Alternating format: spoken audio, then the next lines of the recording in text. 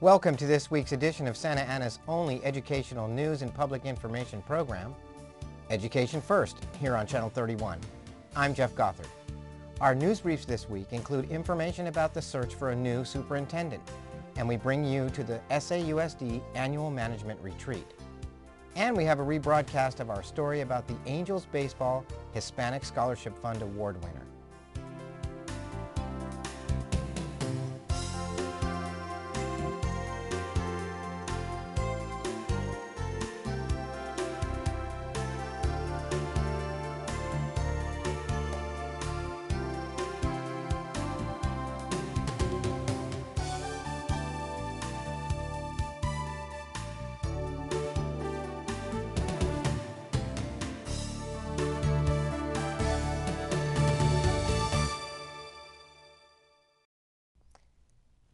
First up, we'd like to remind everyone that it's registration time for students here in Santa Ana.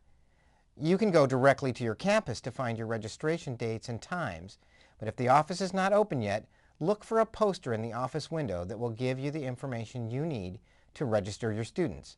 For more information, call our Registration and Testing Center at 714-433-3488.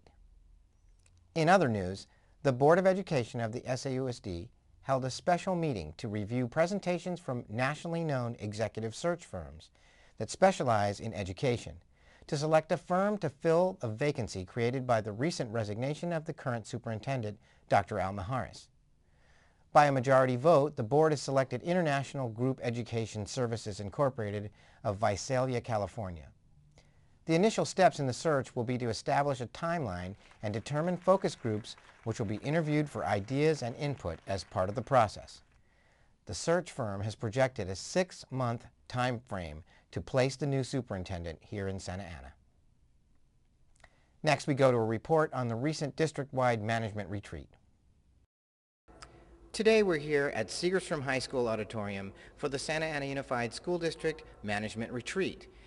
Representatives from throughout the district and the district office are here to plan and strategize the future for Santa Ana Unified Schools in 2006 and 2007. Santa Ana principals, administrators, and district-level management joined forces, learning to think out of the bowl at the recent management retreat held at the modern Segerstrom High School campus. This year's focus was on vision, creativity, and innovation. San Diego-based artist and motivational speaker Eric Wall brought out their creative side during his keynote address when he asked them all to draw pictures along with him. His presentation was well received by the attendees. I appreciate you asking. I was able to come in and share. Most of what I end up doing is with corporate America, but to be able to come in and to talk with the educators, especially with the Santa Ana School District, and share with them kind of the ideas, the principles that I'm able to share with corporate America on leadership, on innovation, embracing change for a district that's on really the cusp of creating some really unique opportunities. It was fun to open up their management retreat and see things differently going forward. Interim Superintendent Jane Russo also spoke to Education First about her outlook for the future of Santa Ana schools. I think we're better poised now to meet the needs of every student because we have the technology, the instructional tools to focus down to each and every child to see how they're progressing, and if they're not progressing, come up with a formula to help them so that every student succeeds. So this is going to be a great year. We're on a traditional calendar. We've got our team built and we're ready to go. Everyday Creativity, a visually stunning film about National Geographic photographer DeWitt Jones, prompted retreat participants to consider different perspectives relating photography situations to problem solving and creativity in daily work and life. We begin to hit the world with a sense of abundance rather than scarcity. And you just get more and more comfortable with reframing a problem into an opportunity. Problem, opportunity. The large group was broken up into smaller management teams made up of members from different school sites and district departments. One of the first projects they had to work together on was building a tower using some paper and tape and their combined imaginations to put it all together. Tape it underneath here, tape like that. Okay, all around. Creative guy, right?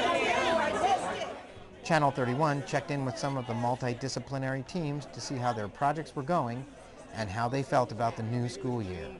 We're going to make a freestanding 5-foot structure that can stand on its own. Okay, what are you up to? Hi, we're building a tower out of 2 sheets of paper, 4 straws, and tape. And we're trying to figure out, it has to be freestanding, 2 pieces of chart paper, 4 straws, and masking tape. But it has to be freestanding and 5 feet tall. So we're figuring that if we do a conical shape on the top and use the straws to maybe support the base, it might be working. It might work. I think this is a terrific way to start us thinking about maybe some non-traditional things, thinking out of the fishbowl, as it were, and really be able to help the 60,000 children that we serve. It's exciting, and I think everybody's kind of rejuvenated listening to our keynote speaker and then the film that we just saw. And then these team building activities you can see are both fun, but they really serve a purpose. This management retreat's going to help you, and what are the things you're looking forward to next year? I think it's going to help a lot because it's making us think outside the bowl. And we need to have some changes. We can't just always stick to patterns. And I think by going outside the bowl or the box, it'll help the staff. When you're looking for an answer, it's not just one right answer. And this group here has different answers, and it's going to work out. Very motivational. Love the artwork, and I like watching him create the art and turn something take a blank canvas and turn it into something, and I think that we can relate that back to our kids, taking a blank canvas when they come into school and turning them into something magnificent. It's looking 5 feet tall. That's great. It's 5 feet tall because we measured it against Roxana. So we know we got our measurements down, and so our achievement is based upon monitoring our progress and our success. And so far, all we have to do is secure this. Roxana's secure, but the tower isn't. This is my first summer. I'm a year-round principal, so the fact that I actually got a summer to be able to come back and just relax, and the theme is wonderful, creativity, imagination, and got a lot of great ideas. I'm ready to start. How are you feeling about this coming year, and how is the management retreat helping you, or do you have any good hopes or anything you want to share with us? I'm looking forward to the new year. I'll be at a new school site, so I'm looking forward to working with the new staff and a new principal. The retreat, I think, has been a great opportunity to get us all excited and just motivated and re-energized for a new year. Here we have another spectacular 5-foot tower, complete with 5 feet. This is a group process of considering 5 feet, so we have 1, 2, 3, 4, 5 feet, and this is our tower, and the inspiration was Kevin's to create the 5 feet and thinking outside of the bowl. The discussion we had this morning was all about thinking outside the bowl and just looking at things from a different perspective. And I think everyone was looking at the challenge of working together as a team, and I said, well, let's look at this problem differently. Why not look at 5 feet, a different kind of 5 feet? And then somebody had the idea, but let's do different type of feet, and rather than having an actual 5-foot tower, I think it is 5 feet in length, but we have a tower that represents 5 different feet. And I work in business services, and I find that sometimes I'm constrained in terms of thinking it about one direction, and now this has allowed me to think in terms of from how others think of solutions and to think creatively and work efficiently. It's about communication, collaboration. And again, it's actually about getting different perspectives on achievement on the kids, and about pretty much making our district a family, and knowing how to think together rather than going through walls. Well, I'm really excited to try out some new ideas and just have fun with it and be creative, and really you can't go wrong. Just get really inventive with your job and be artistic. Here you can see all the hard work that these teams have put together to build their 5-foot towers. It's a constant effort of hard work that these people have put in to learn how to work together in teams.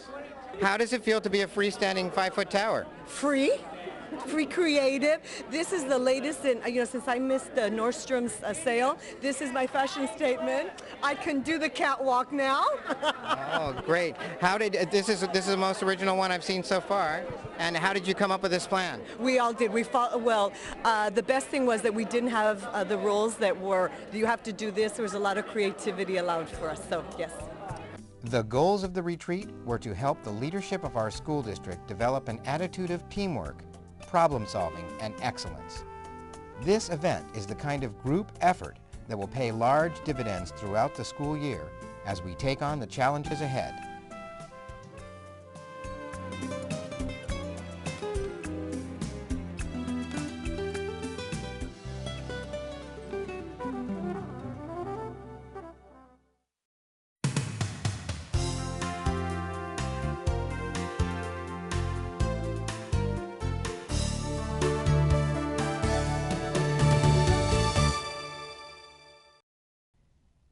Earlier this summer, top 100 high school student Beatriz Hernandez was one of the Orange County winners of the Hispanic Scholarship Fund Award for 2006, which is helping her with college expenses.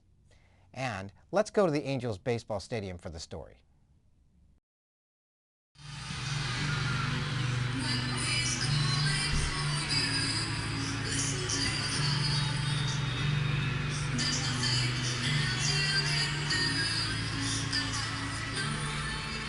Ladies and gentlemen, boys and girls, at this time we direct your attention to the area behind home plate.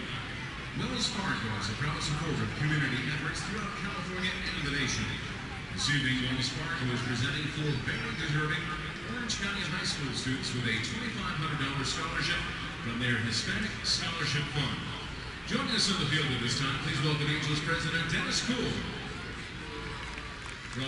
At a recent Angels game in Anaheim, the Angels Baseball Organization and Wells Fargo Bank joined with the Hispanic Scholarship Fund to award $2,500 scholarships to 4 Orange County high school students.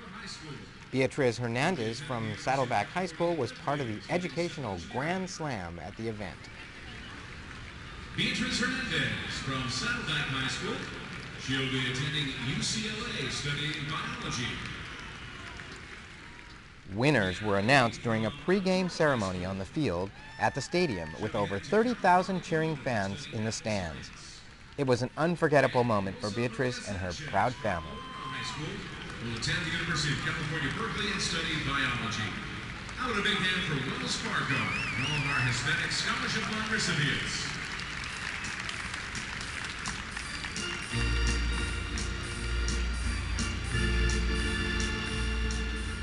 The Hispanic Scholarship Fund has just celebrated its 30th anniversary and has provided nearly $2 million in scholarship monies to Orange County students. We salute their commitment to the college-bound students in Santa Ana. I'm very excited about this opportunity that's been presented through the Anngels, Wells Fargo, and the fact that the Hispanic Scholarship Fund is going to benefit so many families that are waiting an opportunity like this are going to be able to send their loved ones to college, an opportunity that actually has been granted thanks to the support of so many people. Well, the Hispanic Scholarship Fund is actually a nonprofit organization that started about 31 years ago, and it's based out of San Francisco.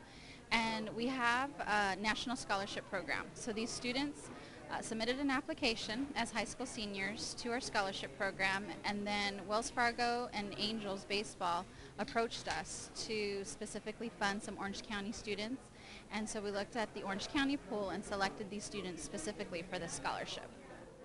This is going to help it out tremendously. This is just a stepping stone into the future, especially with the Hispanic community. It's going to not only help, it's going to elevate them. Recently, I saw at Cal State Fullerton, the graduation rate was like 30% Hispanic. So it's definitely going to help out not only the community, but everywhere around Orange County and Southern California. And with Wells Fargo being involved, I think it's going to grow even more every year. So overall, one way that we are participating is by having like the fundraisers at our branches, which is maybe selling chocolate, having our tellers help us motivate our customers to participate so that we can help fund the scholarships. I contribute to my community by always being there for everyone, even if I don't know them, because helping others is my passion. For the past 3 years, I have been volunteering in Chalk and St. Joseph Hospital, contributing at least 4 hours a week just doing messenger work, discharging patients, and I'm just an assistant nurse. And there's been times where I even help save people's lives by showing them where they're supposed to go, to the point where just helping them to their car. And it was there in that hospital that I realized how much just a little thing would help the community, and then made me want to be a doctor. All I have to say is something my dad told me is just because it's easy does not mean it's the best thing to do. If it's hard, you should go for it because at the end there's something wonderful waiting for you. And never give up. Don't let anyone make you feel less than what you aren't. Follow your heart and you will be happy. I'm proud of her getting this scholarship. I thank you all who supported her. Thank you very much to all who have helped me. Dr. Mijares, Mrs. Child, Edison School, MacArthur School, Saddleback High School, the principal at Saddleback. To all of you, thank you very much, Mrs. Vargas, especially Dr. Mijares, who has helped me so much with my children. God bless you all, especially those who have helped my daughter achieve her dreams through this scholarship. Thank you. God bless you.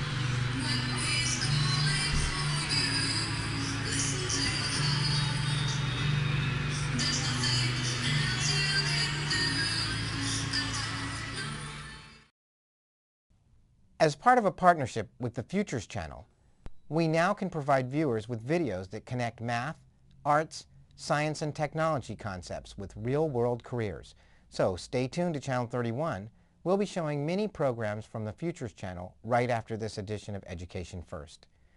This week's episodes demonstrate architectural design, ratios, and proportions for park construction in creating a campground.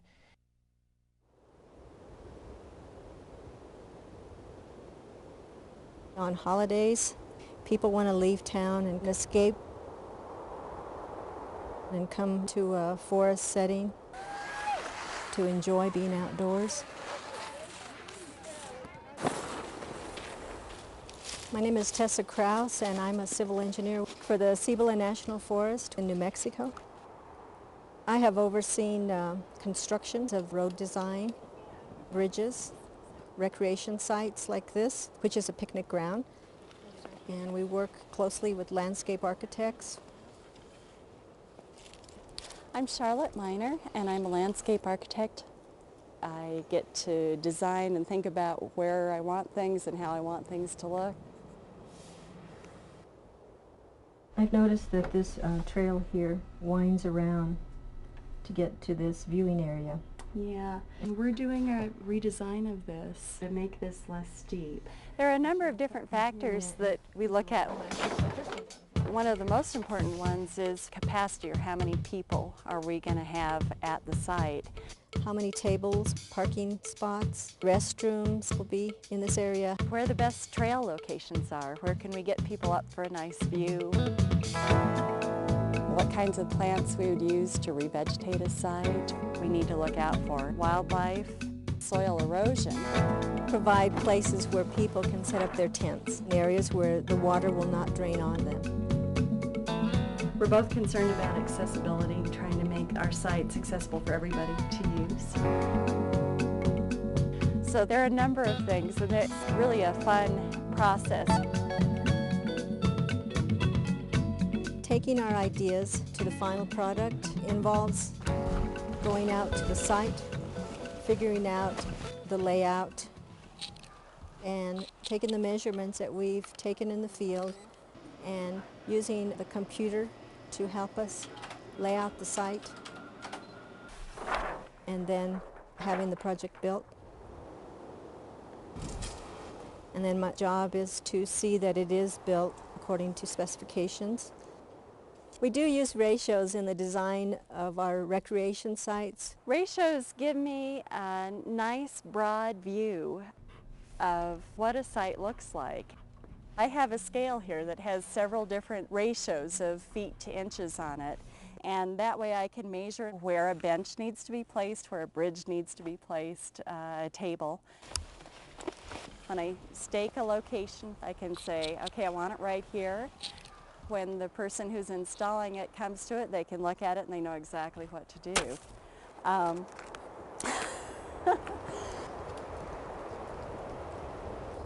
Another thing that I do a lot is revegetation work, and that means replanting.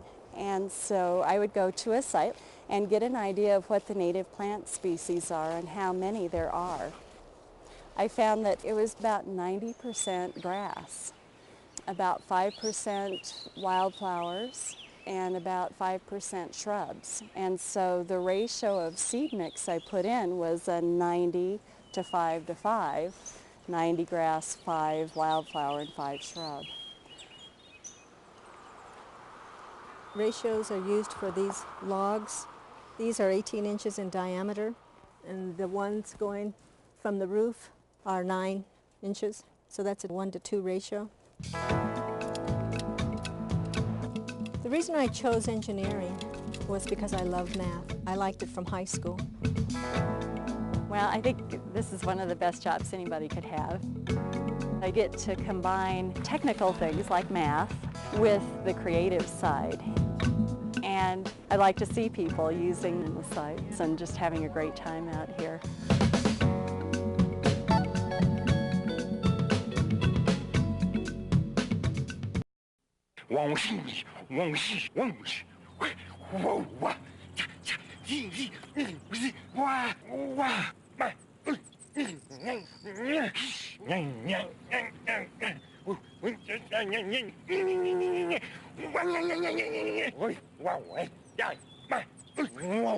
The smallest moments can have the biggest impact on a child's life. Have you been a dad today?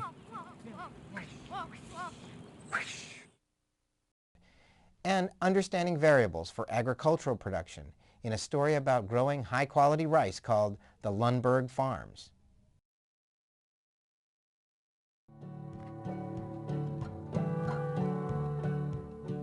Working on a farm is a good place to be. You can drive tractors. You can work with water. You're actually growing something that wasn't there before and creating something that people are going to eat. And so there's so many different things to do. And I think that is one of the things I love the most.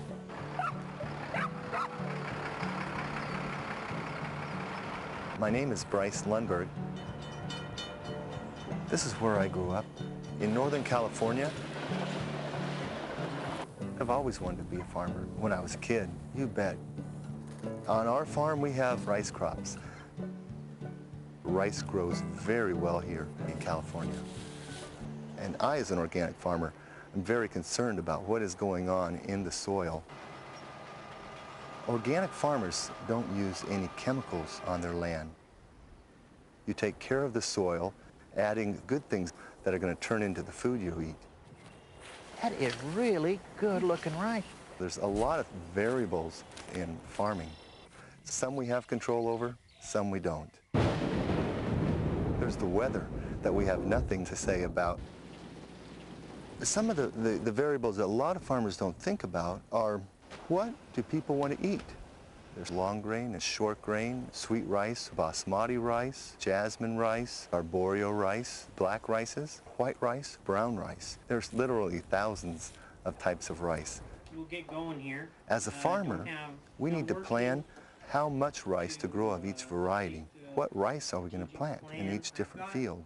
How much seed to buy? We're talking another 25% mill volume, and then you're there. Those are the variables we work with even before we start farming. Then we drown the fields with about 12 inches of water. Then we plant the rice.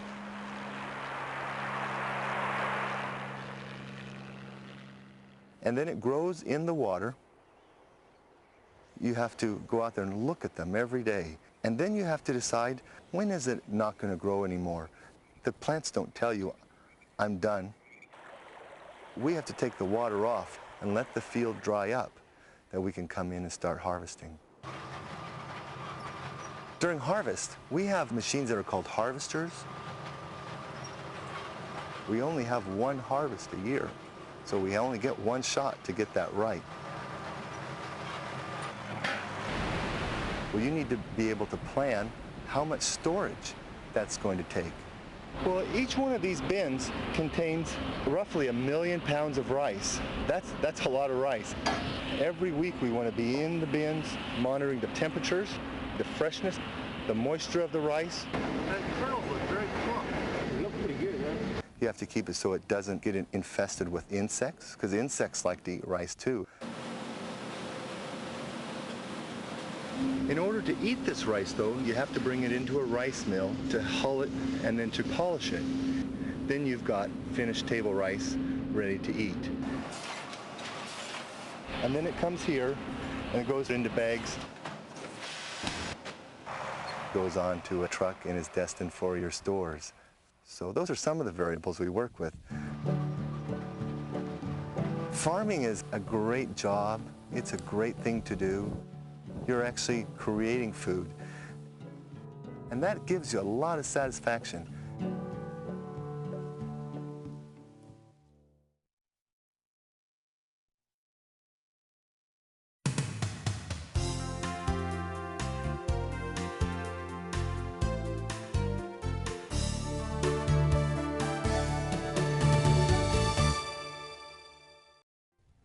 Also on Channel 31 this week at 10:30 a.m., 12:30 p.m., and 7:30 p.m., except for Tuesday evening during the board meeting, we'll be showing Transition to Kinder with Yvette Galvez Medina.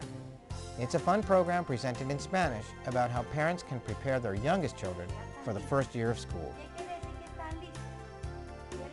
That's our news for today. And remember to mark your calendars.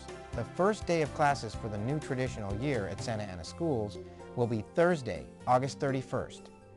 We'd like to hear from you, so if you have good news about your Santa Ana school, please call us at 480-5374 or email us at channel31@sausd.k12.ca.us.